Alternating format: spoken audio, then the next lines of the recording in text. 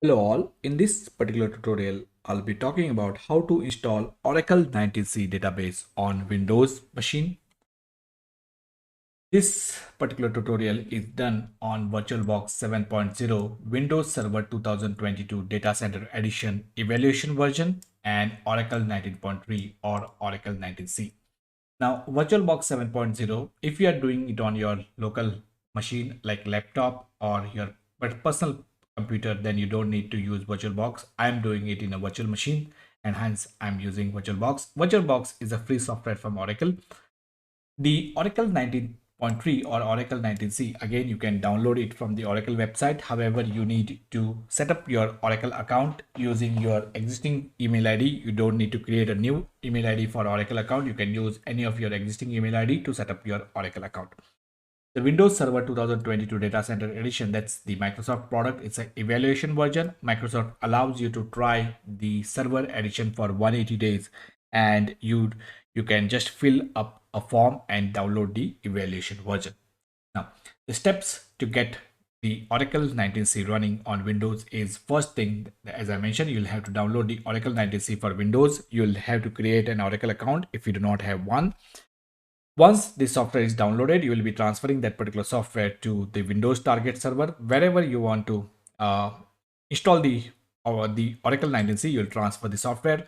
Once you extract the software, then you will find a utility called setup.exe. In the extracted folder, you will run that utility as an administrator. Once this particular setup.exe is completed, your Oracle installation is completed. At this moment, your Oracle installation is completed. You do not have the database. All that you did is you installed the Oracle binaries or Oracle software. Next step is to create the listener using netca, then create the database using the dbca. Now, if you do not create the listener using the netca, you can create the listener while running the dbca. So the dbca will allow you to create the listener. So the choice is yours whether you want to create the listener first and the database, or while running the database creation you can create the listener.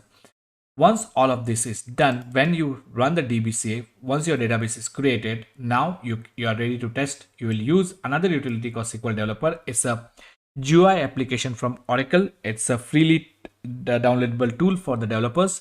You will download that particular application and you will test the connectivity to your Oracle database. Now, again, you can use any of other application that works with Oracle database. It's not mandatory to use SQL Developer. However, I'm using the SQL Developer. Now, the netca, what is netca? I just wanted to mention netca is Oracle Net Configuration Assistant. The way it works is net, this netca. That's how the netca, and the dbca is for the database creation configuration assistant. That's D of here, B from here, C and E, A, database configuration assistant. The netca allows us to create listener and does the network configuration. dbca allows us to create database, drop database, and allows us to modify the settings for the existing database. So however, we are going to use netca to create listener, dbca to create database. We are not going to see the other functionalities. Now let's get on with our tutorial. First thing that you need to do is download the Oracle 19c for Windows. So open your favorite browser, search for download Oracle 19c for Windows. You'll get this particular link. Click on this. You might, if you have not already signed in, you have to sign in. If you have signed in, then you can click on this download button. You will say I reviewed and accept the Oracle license. That's done and the download started. Now, once that particular software is downloaded, we need another software, the SQL Developer. So what we can say is we can say download SQL Developer. So let's open another tab and look for download SQL Developer. Click on it. Choose the JDK 11. If you have already the Java Development Kit installed, you can go for this particular software. However, if you do not have JDK installed, then choose this particular software. Again, click on this accept the license and download the software. So that's the download is right now running. Once the software is downloaded, the next step, as I mentioned, is transfer the software and extract it on the Windows target server. So let's wait for the download to complete. So the downloads is completed. I do not need this Firefox anymore now. So let's close it and let's go to the, I've already transferred the software to this particular machine. So let's go to D drive and you can see I have already transferred that particular software. So let's extract that particular software. I'm right now extracting the software. So I'll give it a minute for the extract to finish. Where is my desktop? Yeah. Software is completely extracted. Now what I'm going to do is I can delete this, or if you want to keep it, you can keep it. I'm going to rename this to Oracle 19C Home. Now this becomes the Oracle home. This directory becomes the Oracle home. So you make sure that you place it in the correct drive and with the correct name, because this, it can be changed, but it's complicated to change. So let's get things correct at this first place. So this becomes the Oracle home.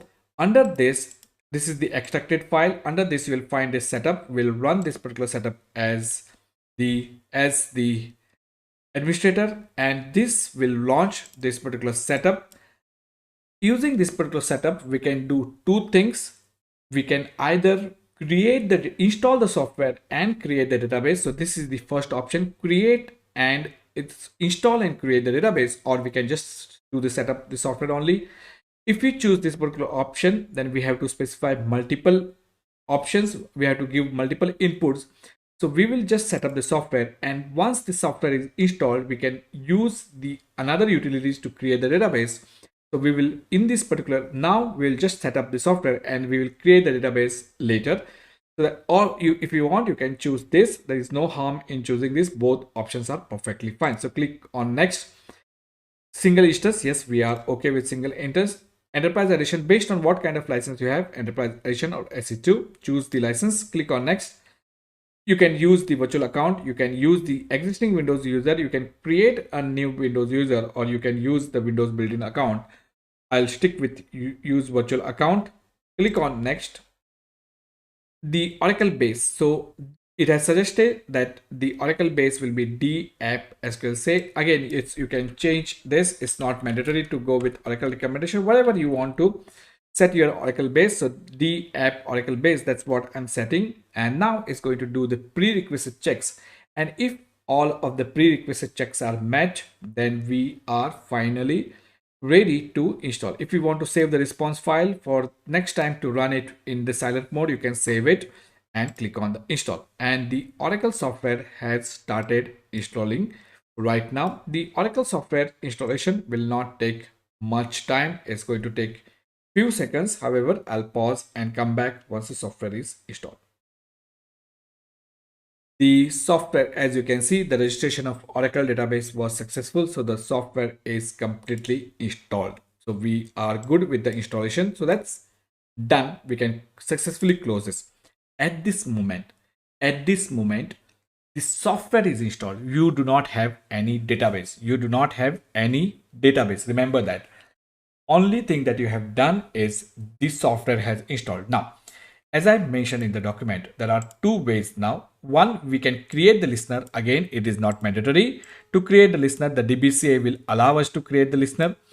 We can use the netCA utility to create the listener. We can use the DBCA to create the database. However, there are other ways of doing that. So if we launch the start menu, you can see that we have got something called net configuration assistant. You can click on that and it will launch the netCA, Oracle Net Configuration Assistant. It will launch. What you can also do is you can actually launch the Windows command prompt. So let me launch the Windows command prompt and type in netCA. So let me clear the screen.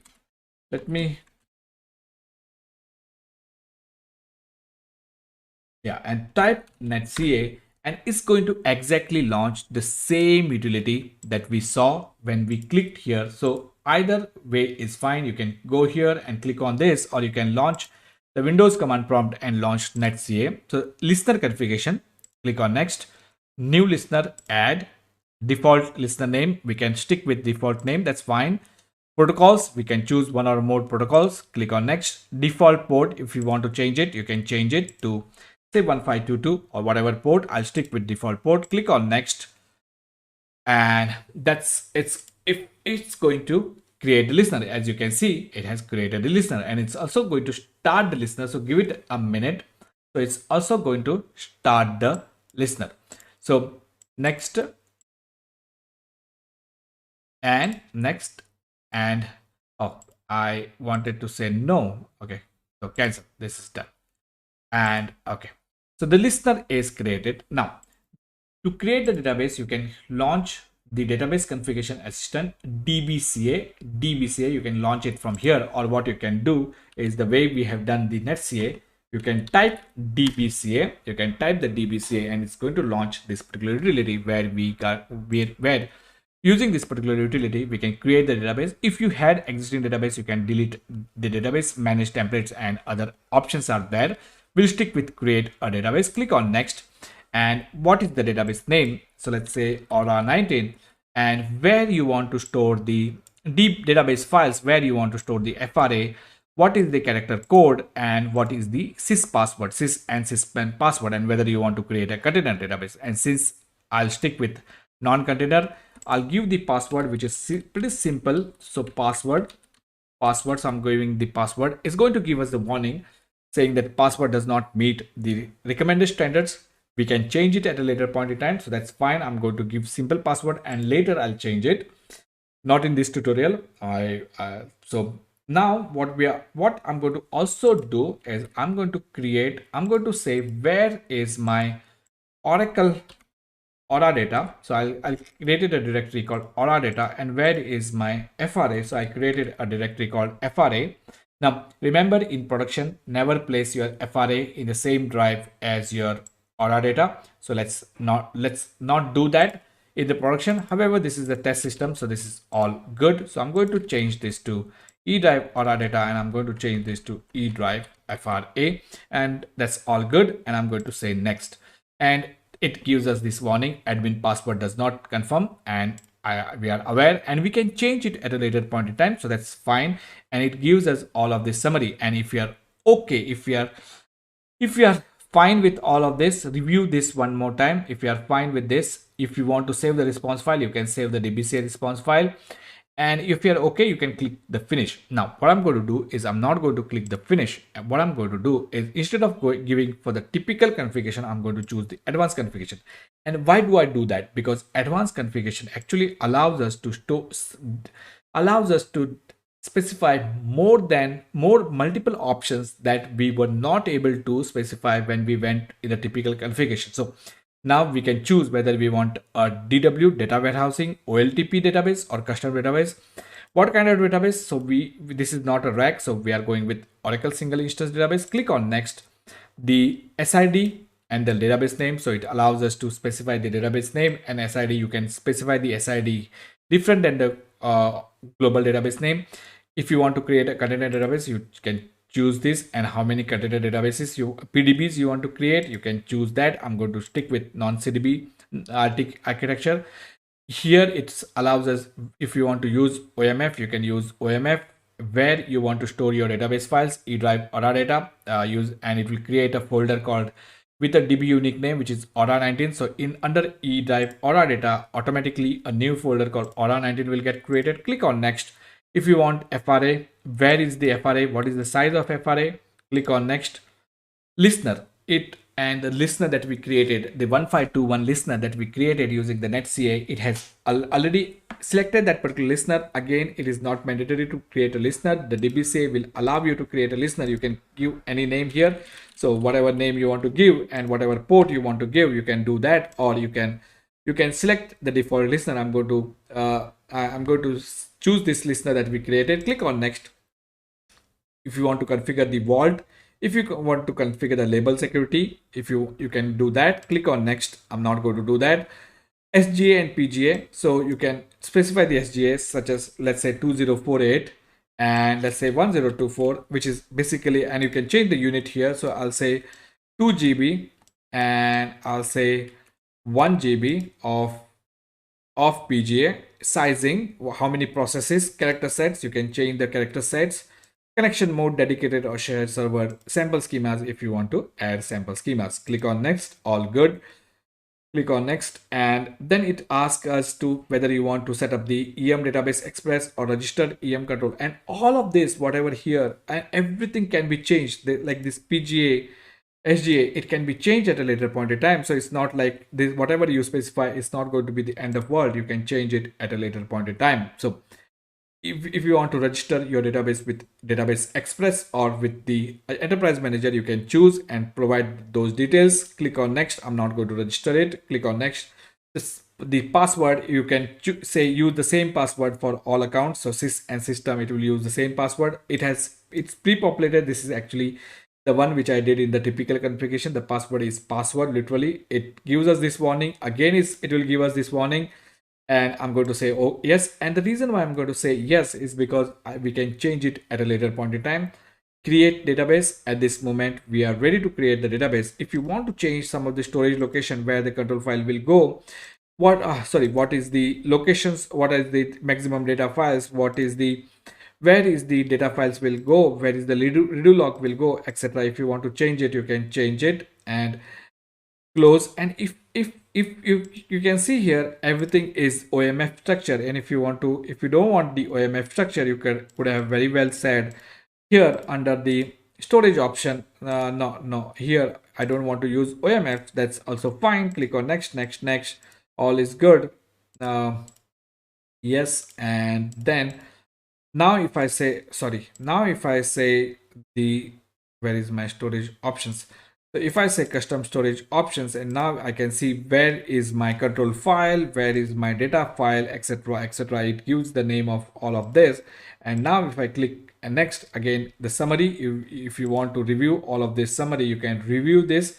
If you are fine with this, everything looks good to you, then you can click on finish. And once you click on the finish, what would have happened here is under the Aura data, you can see automatically Aura 19 directory came, and under this it will create system, sysocs, undo, users and temp files. It is going to create those data files and temp file, and that's going to take some time. So what I'm going to do while it's happening, because it's going to take close to 10 to 12 minutes or maybe more based on how powerful your system is. On my system it takes 10 to 12 minutes, and I do not want to waste your time. So, and if you want to look at the DBCL log, what's currently happening, you can look at the DBCL log, and in few minutes the database alert log will also appear. So you can look at what this particular utility is doing. So if it's stuck somewhere, you can look at those two logs to identify what's happening. So right now the database is getting created and it's going to take some time. So I'm going to pause the video and come back once the database is created. As you can see, the database is complete. And if you want to change some passwords, you can click on the password management. I'm not going to do that. And where is the SP file? It gives this the name of the database name, the Oracle SID, and the location of SP file. If all good, if everything looks good, you can close this.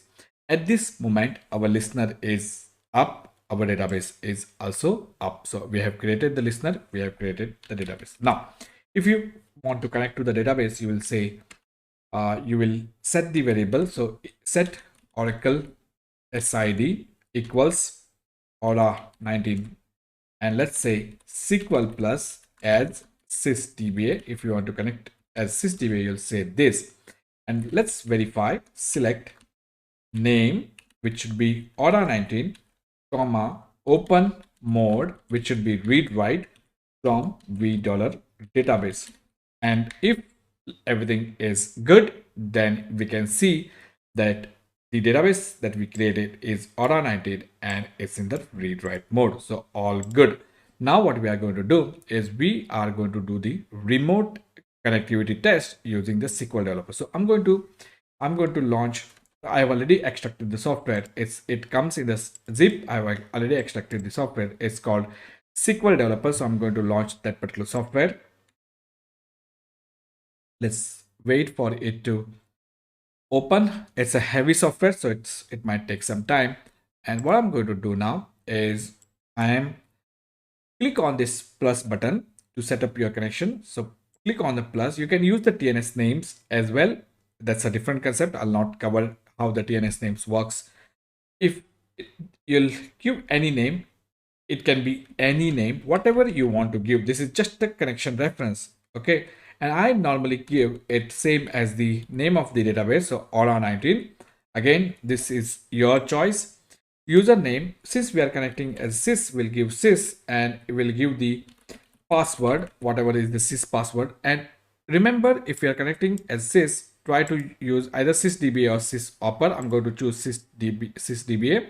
And localhost, here you can either give the IP address or you can give the host name. So I'll give the IP address. 1521 is the default port, and SID that we had is Aura 19. That's the database that we created.